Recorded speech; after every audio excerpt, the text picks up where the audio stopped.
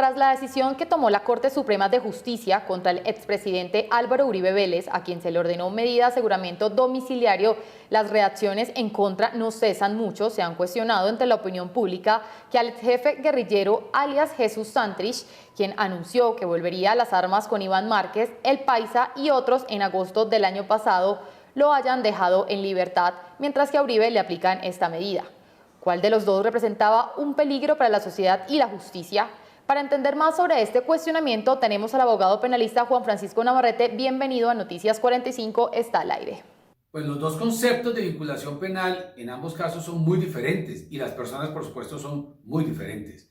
En el caso de Santrich, la Corte consideró que no era un peligro para la sociedad, que no iba a obstruir la justicia y que iba a comparecer. Y claramente defraudó a la Corte, a la Administración de Justicia y a la sociedad. En el caso del expresidente Uribe, pues el tipo de persona que es él, su dignidad, su histórico, su arraigo, su persona como tal, pues no es comparable desde ningún punto de vista con Santrich. Pero lo que sí es comparable en la evaluación es el presupuesto para decidir sobre su libertad, porque los presupuestos jurídicos sí son los mismos y parece que fueron mirados con raseros diferentes, como si hubiera sido una corte diferente la que hubiera tomado la decisión. Abogado, pero es que hay otros políticos que también están siendo investigados y enfrentan sus procesos en libertad, como por ejemplo León Freddy Muñoz. ¿Por qué pueden ellos enfrentar su proceso en libertad y Uribe no?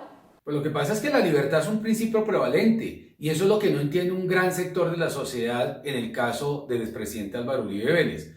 Por eso se ha llamado la atención sobre el caso de Santrich y sobre el caso, por ejemplo, del representante Muñoz vinculado por narcotráfico a un proceso penal en donde la Corte consideró que la libertad era un principio prevalente y que puedan atender sus procesos desde la libertad. Y ahí es donde no encuentra equidad frente a los dos casos la comunidad y la sociedad. ¿Qué opina usted de una constituyente para reformar la justicia? Pues la constituyente es uno de los mecanismos. Lo cierto es que la reforma a la justicia es un reclamo social y es una necesidad urgente.